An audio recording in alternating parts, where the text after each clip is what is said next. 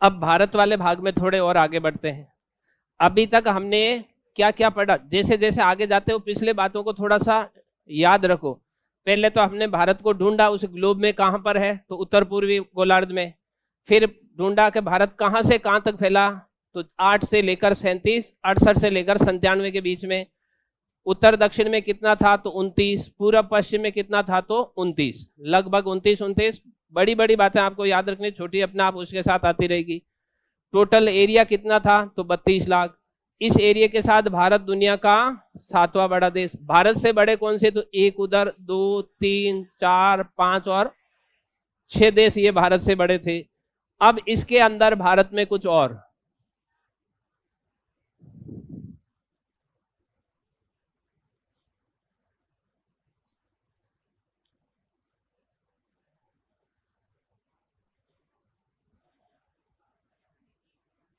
भारत के अंदर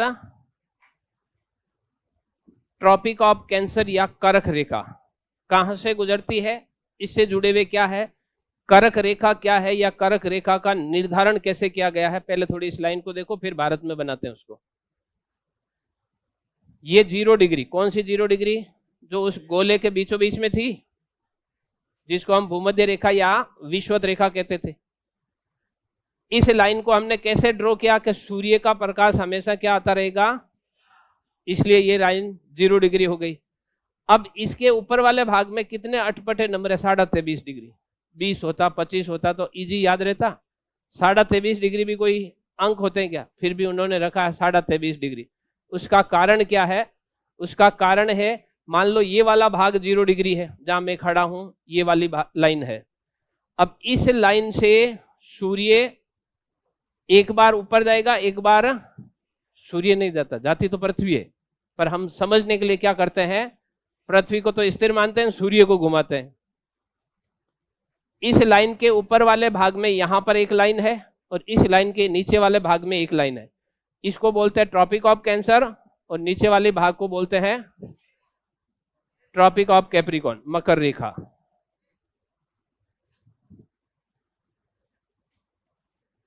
इनका निर्धारण कैसे किया गया, मान लो यहां पर 0 डिग्री है। अब इससे आगे वाले भाग में सूर्य कहां तक जाएगा, तो एक टेबल ध्यान रखनी है, 3, 6, 9 और 12। 3 की टेबल ही तो है, 3, 6, 9 और ये महीनों की संख्या के नंबर है। 3 का मतलब मार्च, 6 का मतलब जून, 9 का मतलब सितंबर, 12 का मतलब, इन महीनों पर सूर्य इन रेखाओं पर सीधा आता है। यानी मार्च में कहां रहेगा, विषुवत रेखा पर। जून में कहां पर रहेगा, कर्क रेखा। सितंबर में वापस यहां पर, दिसंबर में। 3 की टेबल के हिसाब से आप महीनों की संख्या याद रख सकते, 3, 6, 9 और अब पर्टिकुलर डेट देख लो, 21, 23, 21, 22। देखो ये मार्च वार्च बाद में याद रखना, आप कुछ चीजें आंकड़ों से इस प्रकार से हमेशा के लिए दिमाग में बिठा सकते हो जो भूली नहीं जाती है। बाकी रटने से चीजें भूली जाती है, मैं बार बार यही कह रहा हूं, रटी हुई चीज जल्दी भूल जाता है। जबकि अगर आपने कोई ना कोई दिमाग में बिठाने के एक सोर्स अपना लिया तो वो कभी नहीं भूलते। आपको ऐसे ही चलना है, 3 की टेबल नहीं भूलते हैं। आपको जब भी लाइनें खींचनी हो तो आप क्या करो, सीधा 3 की टेबल लिखो, 3, 6, 9 और 12, ये महीनों की संख्या। फिर क्या लिखना है, 21, 23, 21, 22। अब इसको वापस क्लियर करो, यहां था 21, ये मार्च, 21 मार्च, यहां पर क्या है 21, 6 यानी 21 जून। फिर यहां पर 23 और यहां पर 22। इन तिथि को सूर्य इस रेखा पर सीधा चमकता है, यानी पर्टिकुलर हमने डेट निकाल ली कि इस तारीख को सूर्य यहां पर आएगा। कैसे, देखो ये विषुवत रेखा, यहां पर सूर्य कब आया, 21 मार्च को आ गया। अब मार्च से जून तो बाद में है, मान लो 21 मार्च को मैं यहां खड़ा हूं, सूर्य मेरे ऊपर एकदम सीधा है। फिर 22 मार्च को थोड़ा ऊपर, 23 मार्च को, ऐसे मार्च पूरा हो जाएगा। फिर अप्रैल, फिर मई, फिर जून। अभी तक क्या कर रहा है, सूर्य ऊपर की ओर धीरे धीरे खिसकता जा रहा है। फिर जून में 20 जून, फिर जून में 22 जून, यानी 21 जून वो लास्ट डेट है जब सूर्य अधिकतम उत्तर की ओर जाता है। 21 जून वो लास्ट तारीख है जब सूर्य अधिकतम उत्तर की ओर जा रहा है, इसके बाद क्या हो जाएगा, ये तो वापस मुड़ गया। 21 जून के बाद 22 जून को आ गया, 23 जून को आ गए, यानी वापस जाने लग गया। और वापस कब आ गया, 23 सितंबर को वापस उसी स्थान पर आ गया जिस स्थान से शुरू हुआ था। तो अब वापस 23 सितंबर के बाद में क्या, 24 सितंबर, फिर अक्टूबर, फिर नवंबर, फिर दिसंबर, फिर 20 दिसंबर, फिर 21 दिसंबर, और फिर 22 दिसंबर तक आ गया।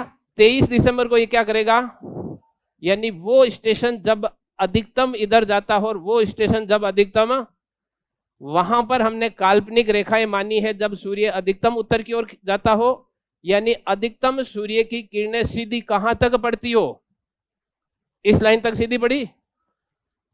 ये फिर हमने देखा कौन सा अक्षांश निकलता, तो अक्षांश देखा तो ये तो एकदम अटपटा बेढंगा 23.5 निकला। पर करें क्या, क्योंकि सूर्य तो यहां तक जाता है, इसलिए 23.5 डिग्री अक्षांश को हमने क्या कर दिया, एक रेखा मान ली और जिसका नाम रख दिया हमने ट्रॉपिक ऑफ कैंसर। इसका निर्धारण कैसे किया गया, ये लाइन आपके दिमाग में होनी चाहिए।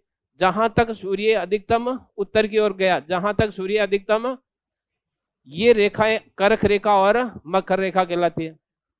अब लाइन ध्यान रखना, कर्क रेखा मकर रेखा के बीच में सूर्य कभी न कभी तो एक बार सीधा आएगा, कोई भी टाइम हो, एक बार हमारे ऊपर सीधा आएगा। जब सूर्य हमारे ऊपर सीधा आता है तब हमारी छाया नहीं पड़ती। दिन के 12 बजे अगर सूर्य ऊपर हो तो कोई छाया नहीं बनेगी। इस स्थिति को कहा जाता है जीरो शेडो डे। जीरो, कोई छाया नहीं, जीरो शेडो डे। पृथ्वी पर कहां पर जीरो शेडो डे होगा, कर्क रेखा से लेकर मकर रेखा के बीच वाले जितने भी स्थान है, यहां पर जीरो शेडो डे होगा। इसके अलावा कोई भी भाग ऐसा नहीं हो सकता जहां पर जीरो शेडो डे होगा। इस वाले बेल्ट के बीच में जब भी दिन की 12 बजेगी, अगर वो पर्टिकुलर डेट है तो वहां पर जीरो शेडो डे होगा, यहां पर इनमें जीरो शेडो डे होगा। अब इन लाइनों को अपन भारत वाले मैप से देखते हैं।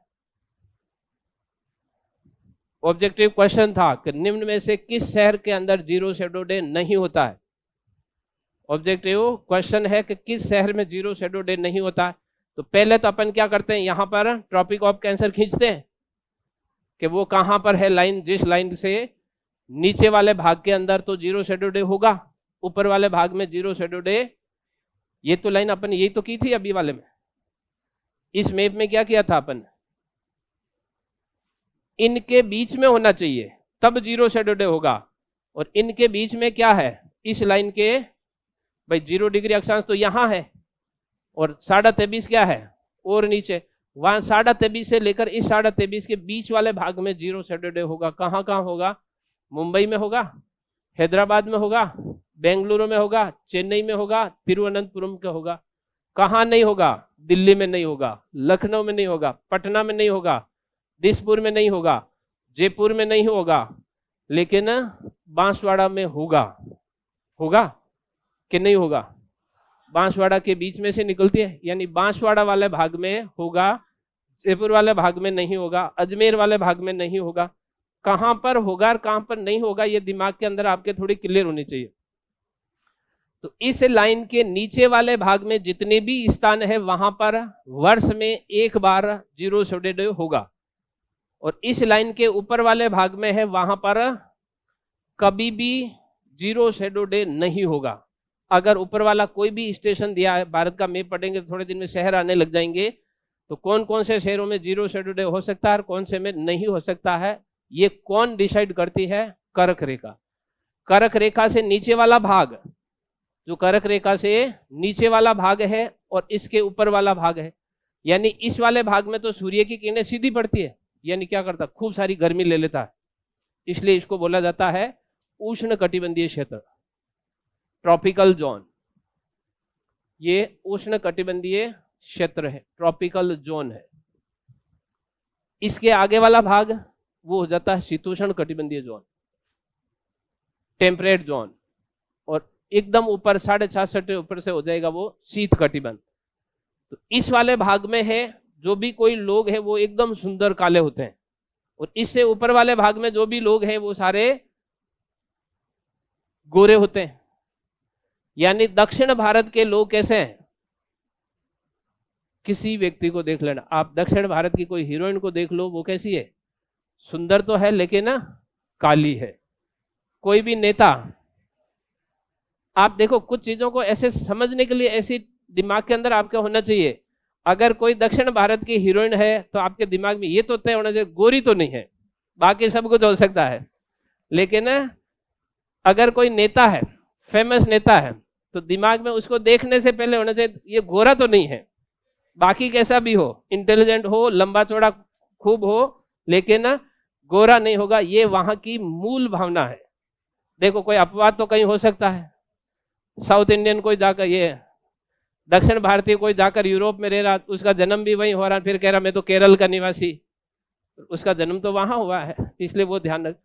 इससे नीचे वाले भाग है इसको कहा जाता है उष्ण कटिबंध, और इससे ऊपर वाले भाग को कहा जाता है, इससे नीचे वाले भाग के अंदर हमेशा जीरो शेडो डे होगा, वर्ष में कम से कम एक बार। इससे ऊपर वाले भाग में कभी भी जीरो शेडो डे।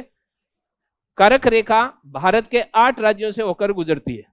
पहला गुजरात, दूसरा राजस्थान, तीसरा मध्य प्रदेश, चौथा छत्तीसगढ़, पांचवा झारखंड, पश्चिम बंगाल, त्रिपुरा और मिजोरम। ये भारत के 8 राज्य हैं जहां से ये गुजरती है।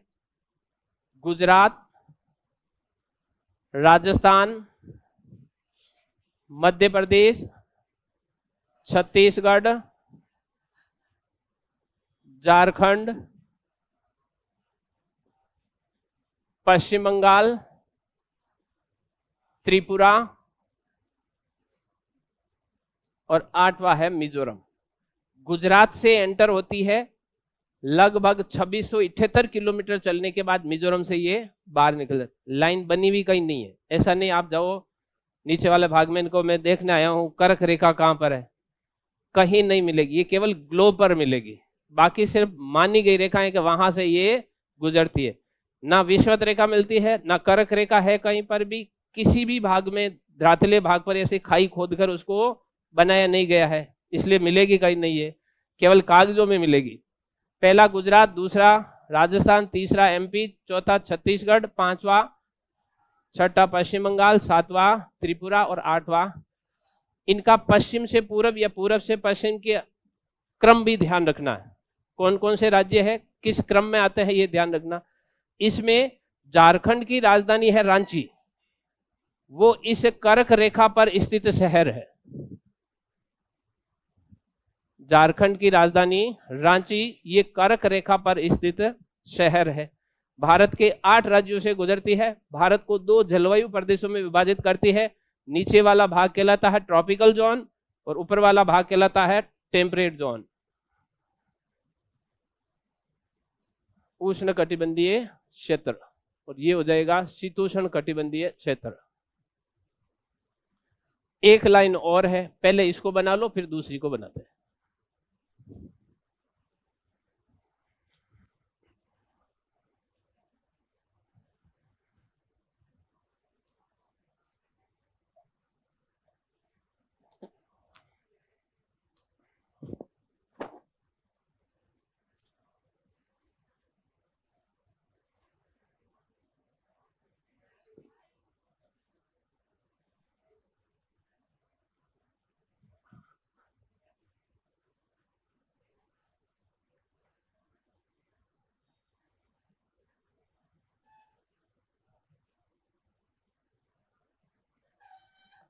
ट्रॉपिक ऑफ कैंसर क्या काम करती है, तो भारत को 2 जलवायु प्रदेशों में बांटती है। भारत के अंदर कौन सा छायांकित क्षेत्र होगा और कौन सा छायांकित क्षेत्र नहीं होगा,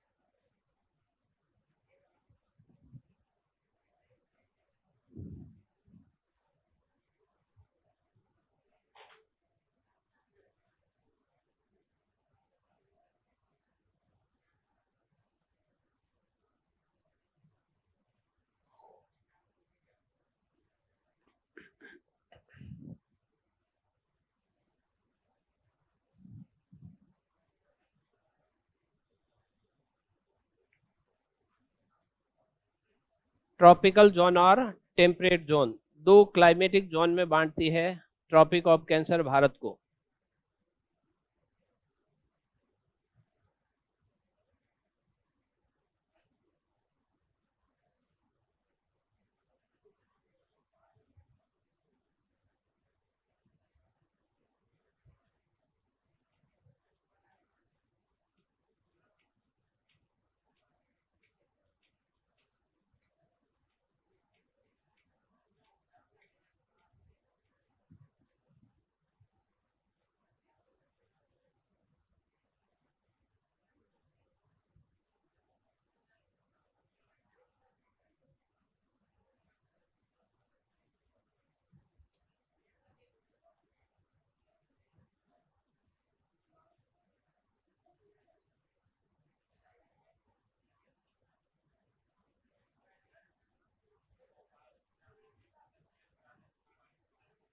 हाँ,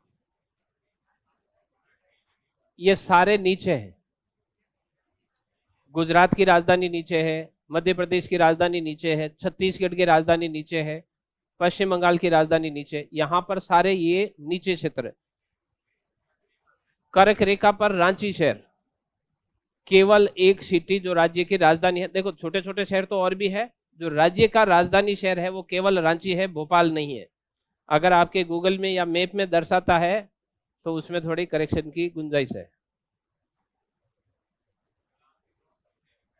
हाँ, भोपाल नहीं, रांची शहर है। ये अपने आरपीएससी के एग्जाम में भी आया हुआ है।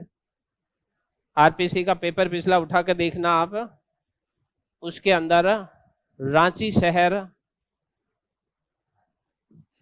शहर है वो है। नोट्स नहीं ना, देखो कुछ चीजें आपके पास दिमाग में खुद भी तो होता है, आप उसको देख सकते हो। भारत का मैप खोल कर देखो। हाँ हाँ, दूर जयपुर, क्योंकि जयपुर के तो नीचे वाले भाग से निकलता ऊपर भाग है वो।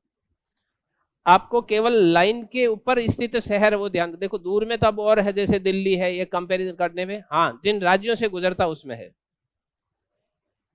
हो गया ये, लिखो इसको।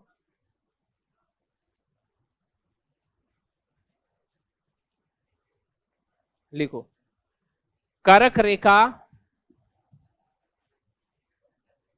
कर्क रेखा भारत के लगभग मध्य भाग से गुजरती है। कर्क रेखा भारत के लगभग मध्य भाग से गुजरती है। हाँ, उस मैप के सामने। एक दो दिन में सब लाइन पे आ जाओगे। अभी तक आपको थोड़ा सा लिखने का, ये लाइन पे आने का मीनिंग है कि आपको खुद को इजी लगेगा। आज तो थोड़ा सा क्या हो सकता, पहले की आदत आपकी अच्छी बनी हुई है, उसमें थोड़ा करेक्शन काफी मुश्किल होता है, लेकिन जब खुद इस चीज को फील करोगे तब आपको लगेगा कि नहीं, ये सिस्टम ठीक है। कर्क रेखा भारत के लगभग मध्य भाग से गुजरती है। ब्रैकेट में इन 8 राज्यों के नाम लिखने हैं पश्चिम से पूरब की ओर। 8 राज्यों के नाम लिखने हैं पश्चिम से पूरब की ओर। लिखो फर्स्ट, गुजरात, राजस्थान, मध्य प्रदेश, छत्तीसगढ़, गुजरात, राजस्थान, मध्य प्रदेश, छत्तीसगढ़, झारखंड, पश्चिम बंगाल,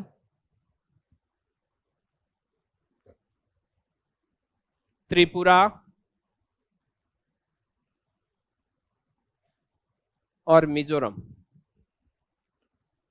कर्क रेखा भारत के लगभग मध्य भाग से 8 राज्यों से गुजरती है। पश्चिम से पूरब में क्रम गुजरात, राजस्थान, मध्य प्रदेश, छत्तीसगढ़, झारखंड, पश्चिम बंगाल, त्रिपुरा और मिजोरम वाले भाग से होकर निकली। फिर नेक्स्ट लाइन लिखो इसमें, ये भारत को 2 जलवायु प्रदेशों में बांटती है, 2 क्लाइमेटिक जोन में डिवाइड करती है। यहां है नई लाइन, आपको एक्स्ट्रा लिखनी है। ये भारत को 2 जलवायु प्रदेशों में बांटती है।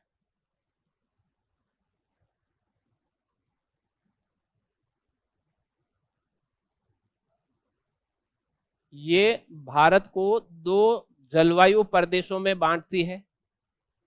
जो कर्क रेखा है क्या करती है, भारत को 2 क्लाइमेटिक जोन में डिवाइड करती है, 2 जलवायु प्रदेशों में बांटती है। इस रेखा के ऊपर का भाग शीतोष्ण कटिबंध, टेम्परेट जोन। मैं लाइन वापस बोल देता हूं, आगे पीछे हो गए हो तो। ये रेखा भारत को 2 जलवायु प्रदेशों में बांटती है, 2 क्लाइमेटिक जोन में डिवाइड करती है। इस रेखा के ऊपर का भाग, इस रेखा के ऊपर का भाग शीतोष्ण कटिबंध, या इसको बोला जाता है टेम्परेट जोन। शीतोष्ण कटिबंध, इस रेखा के ऊपर का भाग शीतोष्ण कटिबंध तथा इस रेखा के दक्षिण का भाग उष्ण कटिबंध कहलाता है, ट्रॉपिकल जोन। इस रेखा के दक्षिण का भाग उष्ण कटिबंध या ट्रॉपिकल जोन कहलाता है।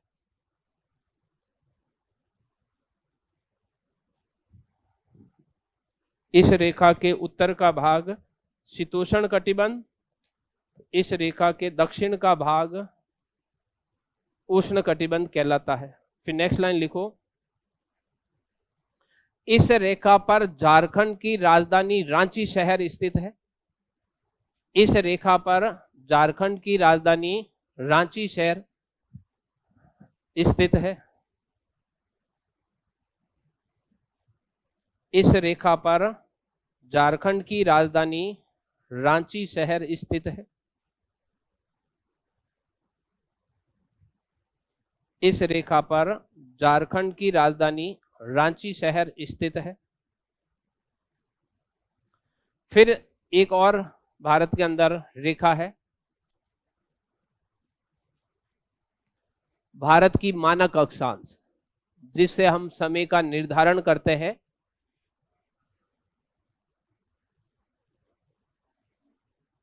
देशांतर रेखाएं समय का निर्धारण करती है, इसलिए इनको बोला जाता है समय निर्धारक रेखा।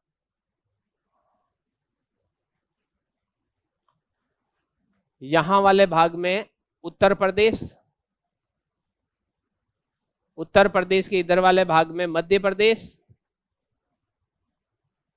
मध्य प्रदेश के नीचे वाले भाग में छत्तीसगढ़, छत्तीसगढ़ के इधर वाले भाग में उड़ीसा, और उड़ीसा के नीचे वाले भाग में है आंध्र प्रदेश। ये आंध्र प्रदेश, ये उड़ीसा, ये यूपी उत्तर प्रदेश, ये एमपी मध्य प्रदेश, और ये वाला है छत्तीसगढ़।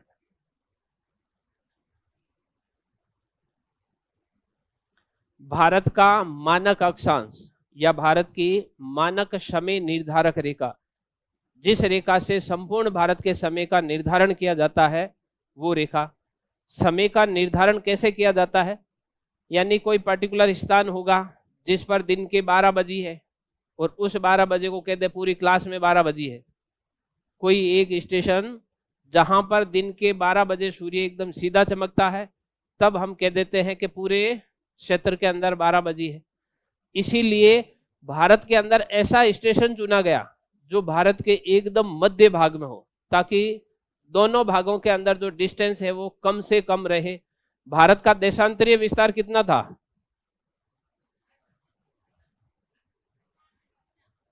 भारत का देशांतरीय विस्तार 29 डिग्री था, 29 डिग्री 18 मिनट था ना। सूर्य को एक देशांतर पूरा करने में 4 मिनट लगते हैं। सूर्य को एक देशांतर पूरा करने में 4 मिनट लगते हैं, तो 29 देशांतर को पूरा करने में उसको कितना मिनट लगेगा? 116 मिनट। 30 होता तो 120 हो जाता, 4 कम कर लो तो 100। यानी भारत के इस वाले भाग में और इस वाले भाग के अंदर जो समय का अंतर है या सूर्योदय में अंतर है वो कितना है? लगभग 116 मिनट का अंतर, यानी 2 घंटे। 120 से 2 घंटे होते हैं, यानी पूर्वी और पश्चिमी भाग में सूर्योदय में कितना अंतर? 2 घंटे का। उधर वाले भाग में 2 घंटे पहले सूर्योदय और इधर वाले भाग में 2 घंटे बाद में सूर्योदय होता है।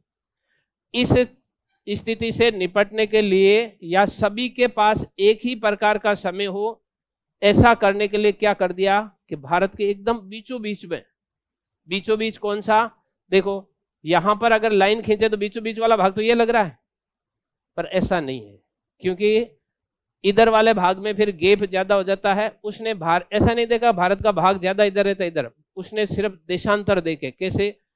ये देशांतर कितना 97 डिग्री और उधर वाला कितना, दोनों को जोड़ लो कितने होते हैं 165 डिग्री। इसमें 2 का भाग दे दो कितने होते हैं, वो स्टेशन एकदम मध्य भाग में आएगा। सबसे इधर वाला देशांतर, सबसे इधर वाला देशांतर, इन दोनों को जोड़ के 2 का भाग दे तो बीच का देशांतर आ जाएगा। 82.5 देशांतर भारत के जो दोनों बिंदु है, मुख्य भाग नहीं, दोनों बिंदु कौन सा, गौरमती और किबिथु, इनके बीच का अक्षांश है कहां पर, तो इसकी भौगोलिक स्थिति यहां पर है।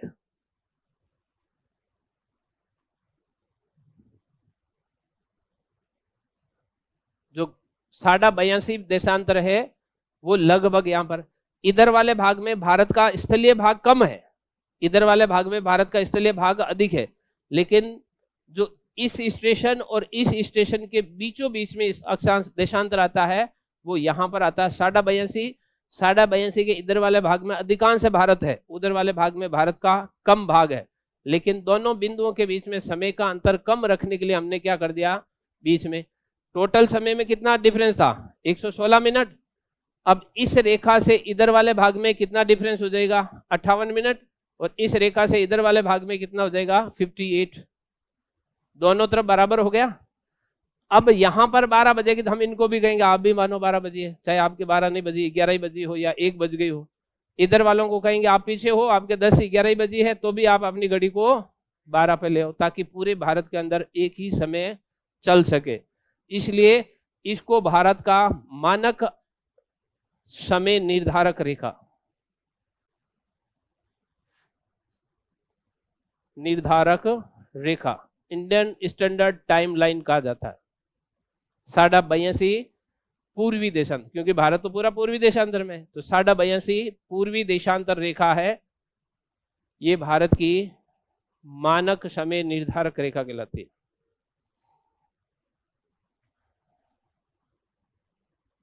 साढ़ा 82 पूर्वी देशांतर किन किन राज्यों से गुजरती है, तो उत्तर से दक्षिण में राज्यों का क्रम ध्यान रखना। पहला यूपी, उत्तर प्रदेश के किस भाग से, पूर्वी भाग से।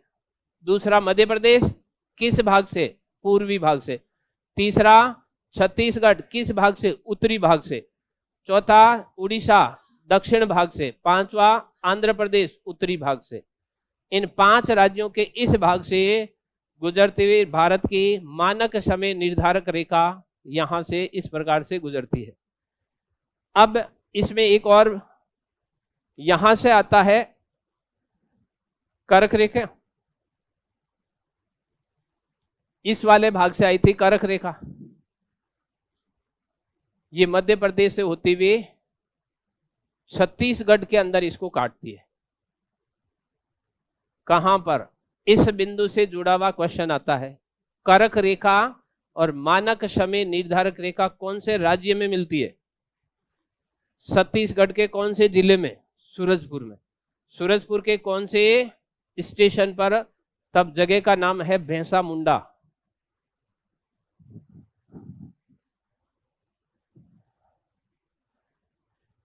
छत्तीसगढ़ राज्य, सूरजपुर डिस्ट्रिक्ट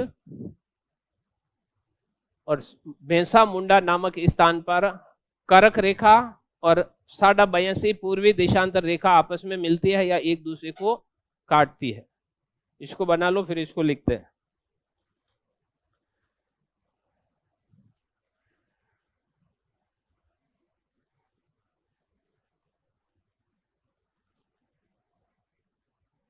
ये जो स्टेशन है ये भैंसा मुंडा है, घना जंगली इलाका है, इसके अंदर एक छोटा सा गांव है सूरजपुर डिस्ट्रिक्ट का, वहां से ये रेखा दोनों आपस में क्रॉस करती है।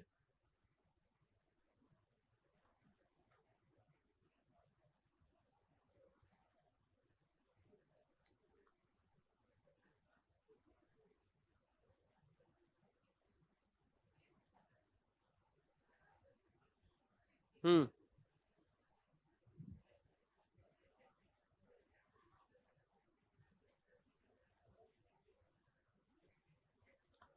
साढ़ा 82 पूर्वी देशांतर, इसका निर्धारण उत्तर प्रदेश के मिर्जापुर डिस्ट्रिक्ट में मेन आधार मानकर किया गया है। मिर्जापुर डिस्ट्रिक्ट है वो इसके सेंटर में है।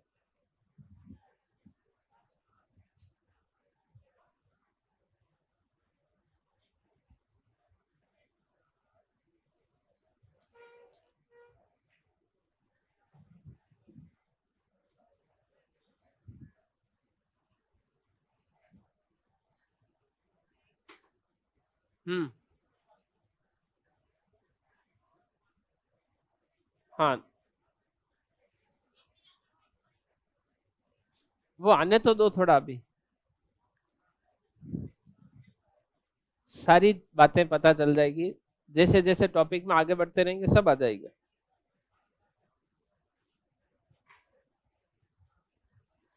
अभी तो हमने भारत की बाउंड्री वाला भाग नहीं किया। जैसे जैसे पहले बाहर से, फिर धीरे धीरे धीरे धीरे अंदर के एकदम भारत वाले, सारा सिस्टमेटिक तरीके से चलो, सारी बातें आ जाएगी। हो गया ये?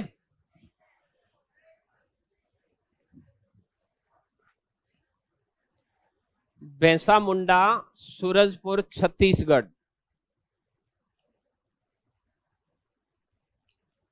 छत्तीसगढ़ राज्य के सूरजपुर डिस्ट्रिक्ट के भैंसा मुंडा नामक स्थान से करक रेखा और 82 पूर्वी देशांतर रेखा आपस में मिलती है। नहीं लिखना नहीं, अभी मैं ऐसे बोल, लिखने के लिए मैं लाइन निकालूंगा।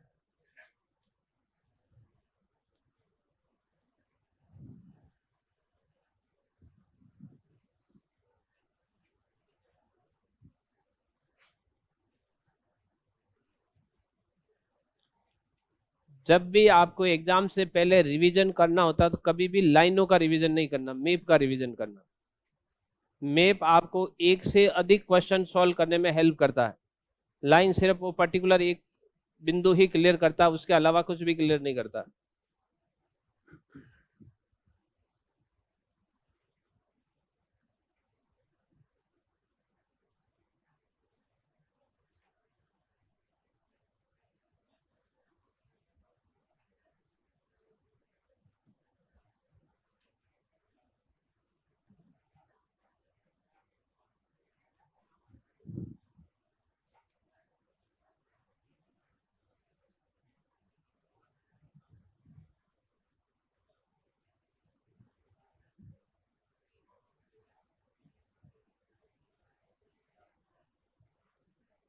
हो गया? लिखो।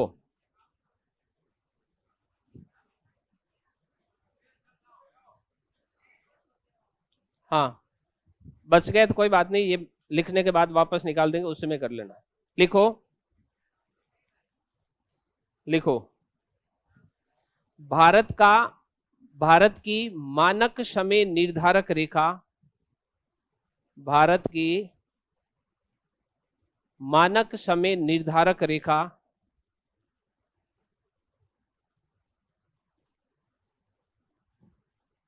भारत की मानक समय निर्धारक रेखा 82 पूर्वी देशांतर को माना गया है।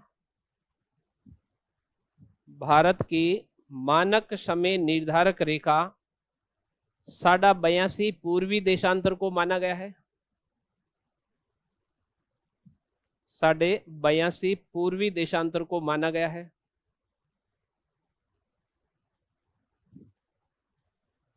ये भारत के 5 राज्यों से गुजरती है।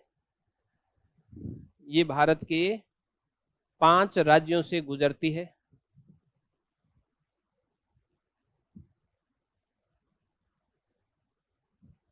ये भारत के 5 राज्यों से गुजरती है। अब राज्यों का जो क्रम है वो उत्तर से दक्षिण ब्रैकेट में लिखना है। लिखो,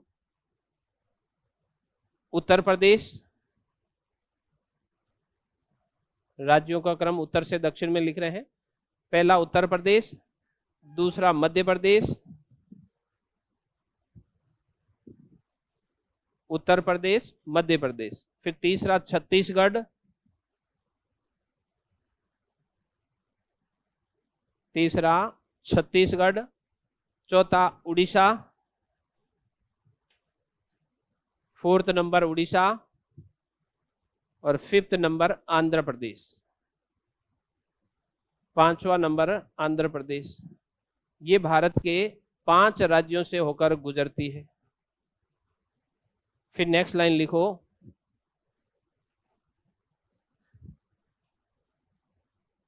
नेक्स्ट लाइन लिखो, भारत की मानक समय निर्धारक रेखा व करक रेखा।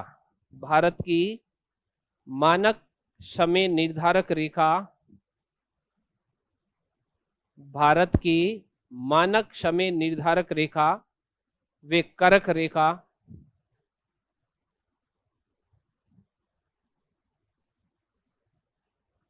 करक रेखा छत्तीसगढ़ राज्य के सूरजपुर जिले,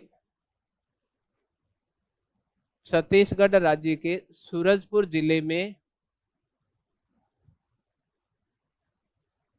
भारत की मानक समय निर्धारक रेखा व करक रेखा छत्तीसगढ़ राज्य के सूरजपुर जिले में स्थित भैंसामुंडा नामक स्थान पर मिलती है। भैंसामुंडा नामक स्थान पर मिलती है।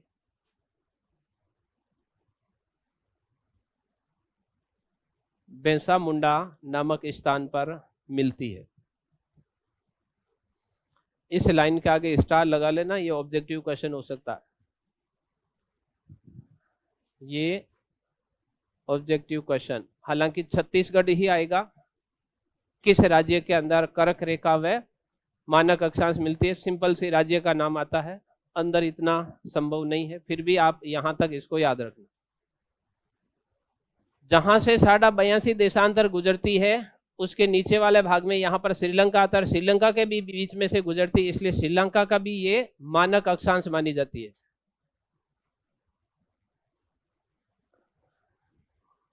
अब इससे अगला भाग, अभी तक हमने क्या किया, भारत को ग्लोब में ढूंढा, ग्लोब के बाद भारत का क्षेत्रफल कितना ये देखा, कौन भारत का उत्तर, कौन दक्षिण, कौन पूरब, कौन पश्चिम, कितना भारत के पास क्षेत्रफल, ये क्षेत्रफल दुनिया के अंदर किस प्रकार से स्टैंड करता है, भारत में कौन सी रेखा गुजरती जो किस किस जलवायु प्रदेश में बांटती है, भारत के समय का निर्धारण कैसे किया गया है। फिर अब भारत की बाढ़ वाली बाउंड्री, अब धीरे धीरे बाढ़ से अंदर आएंगे, जब अंदर आएंगे तब लिखेंगे भारत का केंद्रीय बिंदु कौन सा।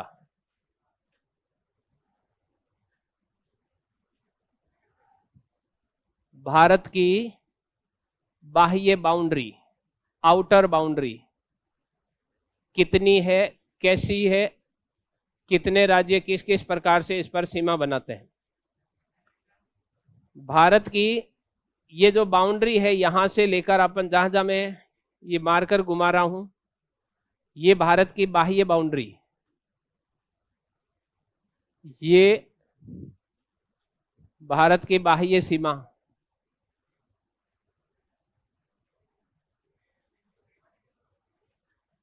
कितनी लंबी, 22,717 किलोमीटर लंबी है। भारत की जो बाढ़ वाली सीमा है वो लगभग 22,000 किलोमीटर तक लंबी है। इस सीमा के 2 भाग हैं, 2 भाग कौन से, इसके इधर वाले भाग में ये लगता है पाकिस्तान, पाकिस्तान के नीचे वाले भाग में आ जाता है पानी, तो यहां पर हो गया ये पानी वाला इलाका, इधर भी पानी,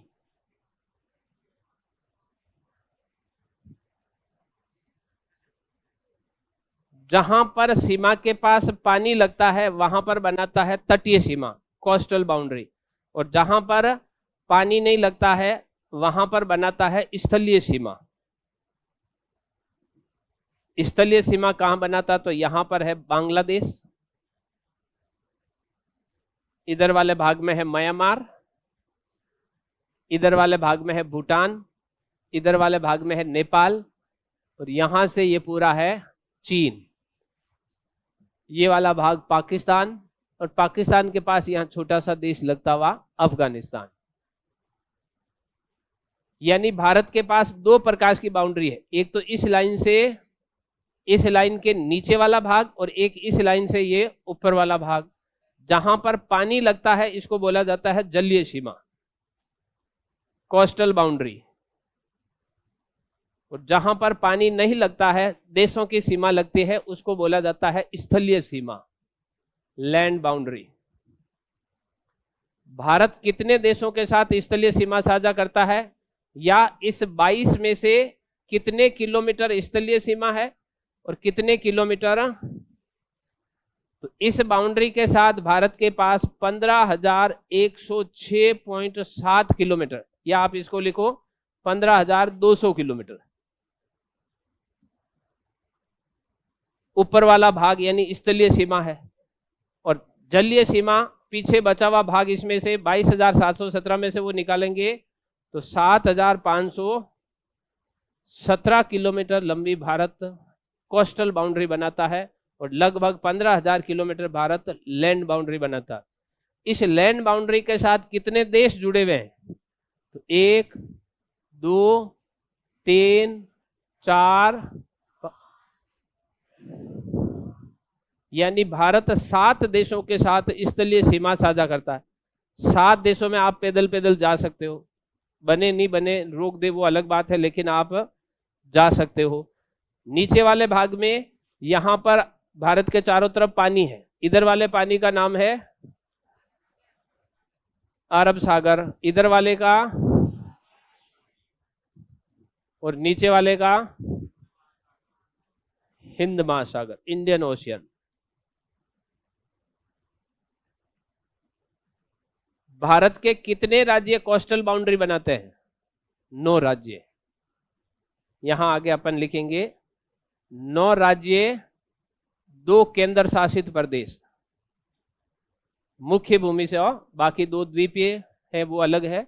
भारत की मुख्य भूमि में जुड़े हुए 2 केंद्र शासित प्रदेश है जो लैंड ये कोस्टल बाउंड्री बनाते हैं। भारत के 9 राज्य है वो जलीय सीमा बनाते हैं। कौन सा राज्य कितनी जलीय सीमा बनाता है, या कौन सा देश कितनी स्थलीय सीमा बनाता है, उसका नाम क्या है, कौन कौन से राज्यों के साथ बाउंड्री बनाता है, वो इसका अपन डिटेल में करेंगे। पहले आप ये सिंपल मैप बनाओ जिसके अंदर भारत की आउटर बाउंड्री दिखाई गई है। टोटल भारत की कुल बाह्य सीमा है, भारत की कुल बाह्य या परिधीय सीमा 22,717 किलोमीटर। इसमें कोस्टल बाउंड्री है ये,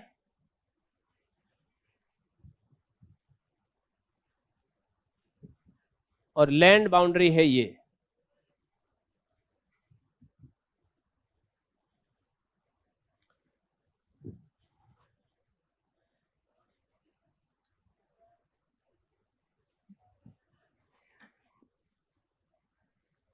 अच्छा, ऐसा कोई सिस्टम हो कि मैं कल आते ही देख सकूं कि जिसने फोटो खींचा उसने काम किया है कि नहीं किया, तो कल ये ऊपर करना भूल जाते हो।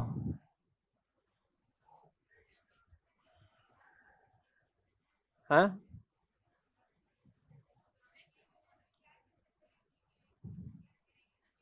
अच्छा, आपको पहले बताया नहीं गया था कुछ भी? वो गलती हमारी है, आज सारी गलतियां हमारी है। कल से आपकी अच्छाइयां शुरू हो जाएगी। हो गया ये? फोटो ही तो खींचना था, आपने खींच लिया है। चलो चलो,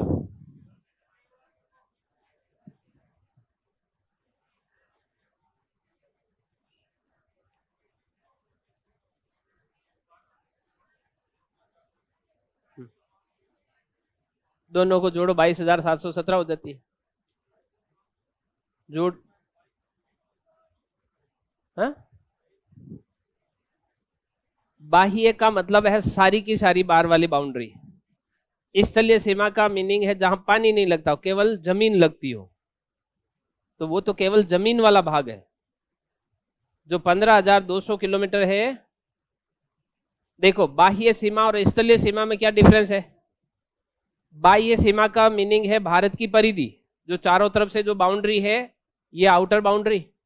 स्थलीय सीमा का मीनिंग है कि इस बाह्य सीमा या आउटर बाउंड्री के अंदर या परिधि के अंदर ऐसा कितना भाग है जो स्थल से जुड़ा हुआ है और ऐसा कितना भाग है जो पानी से घिरा हुआ है। तो स्थलीय सीमा के अंदर तो 15,200 है, यानी वो स्थल से जुड़ा हुआ दूसरे देशों के साथ, और 7,000 किलोमीटर ऐसा क्षेत्र है जो पानी से घिरा हुआ है। लिखो इसको।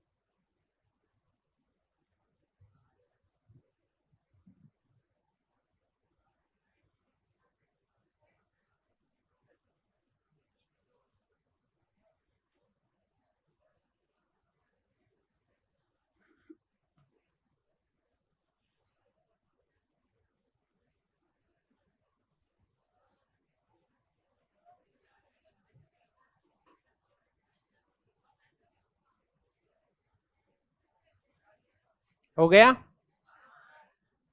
पीछे कुछ मेहनती लोग हैं, उनसे पूछ लेता हूं, बाकी तो पता है मुझे। लिखो।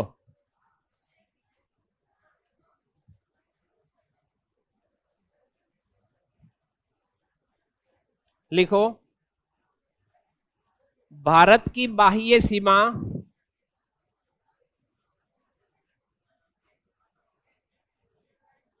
भारत की आउटर बाउंड्री, भारत की बाह्य सीमा कुल 22,717 किलोमीटर लंबी है।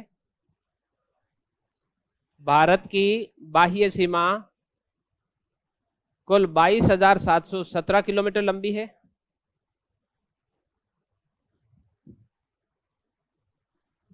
भारत की बाह्य सीमा कुल 22,717 किलोमीटर लंबी है।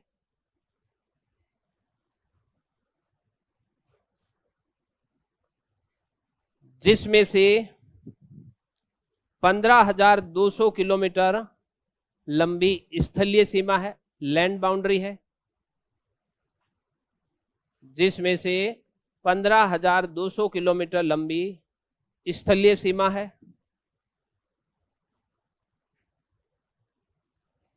15,200 किलोमीटर लंबी स्थलीय सीमा है, जबकि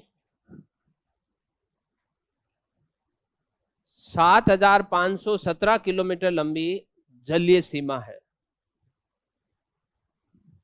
जबकि 7,517 किलोमीटर लंबी जलीय सीमा है।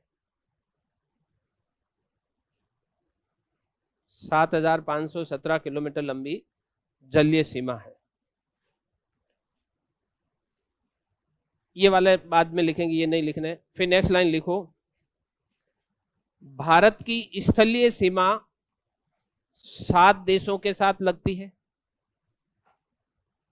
भारत की लैंड बाउंड्री है वो 7 देशों के साथ लगती है। भारत की स्थलीय सीमा 7 देशों के साथ लगती है। कौन कौन से देशों के साथ लगती है? अपन अभी नाम लिखा है तो अब उसको वापस नहीं लिखना।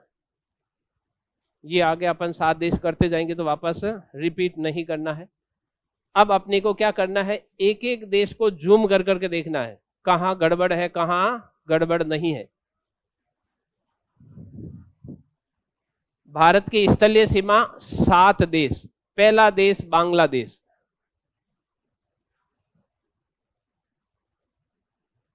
बांग्लादेश के साथ जो भारत लैंड बाउंड्री शेयर करता है, इससे कोई ऑब्जेक्टिव क्वेश्चन कैसे बन सकते हैं उसको देखो।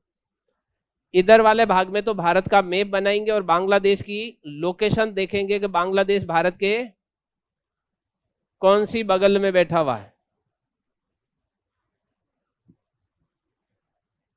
बांग्लादेश यहां पर, ये भारत का मिजोरम, ये भारत का त्रिपुरा, और यहां पर बांग्लादेश। बांग्लादेश लोकेशन वाइज तो यहां पर है कैसा, तो इसको अपन थोड़ा यहां पर बड़ा बनाते हैं। ये भारत का सिक्किम राज्य, भूटान, भूटान से ये अरुणाचल प्रदेश, अरुणाचल प्रदेश से नागालैंड, फिर मणिपुर और फिर मिजोरम, मिजोरम से त्रिपुरा, त्रिपुरा से असम, असम से मेघालय, मेघालय से पश्चिम बंगाल,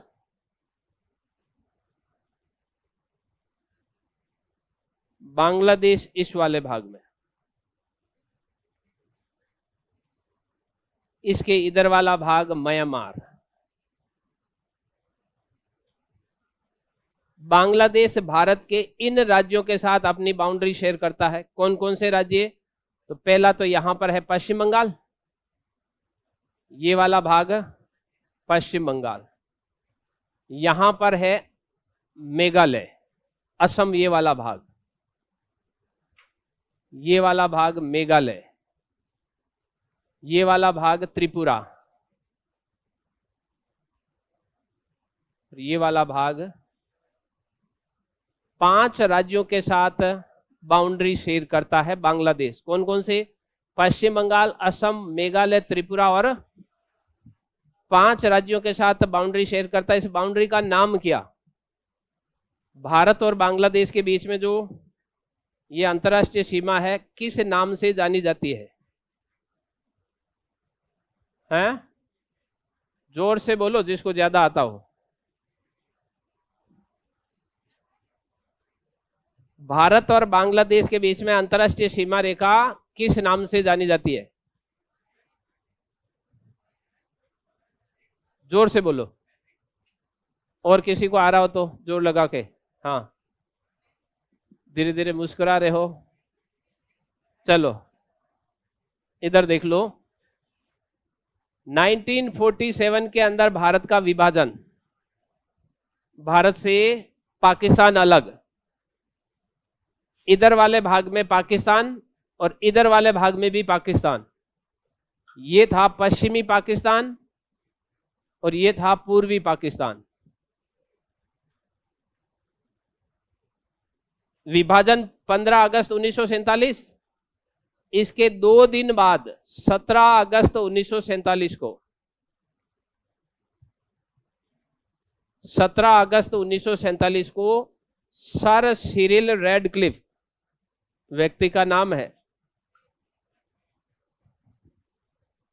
सर सिरिल रेडक्लिफ की अध्यक्षता में भारतीय सीमा आयोग का गठन किया गया और इसने भारत के विभाजन की रेखा खींची, जो कभी भी भारत में नहीं आया।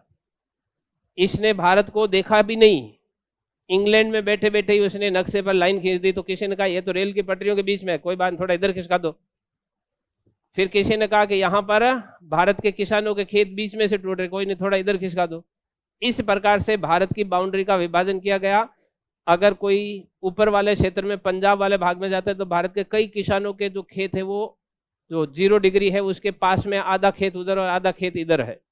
विभाजन किया गया 17 अगस्त 1947 सर सिरिल रेडक्लिफ के द्वारा, और विभाजन कर दे उसने कह दिया जब मैं विभाजन कर रहा हूं तो नाम भी मेरा ही होना चाहिए, इसलिए यहां से लेकर ये वाली लाइन और यहां से लेकर ये वाली लाइन दोनों रेडक्लिफ नाम से जानी जाती है।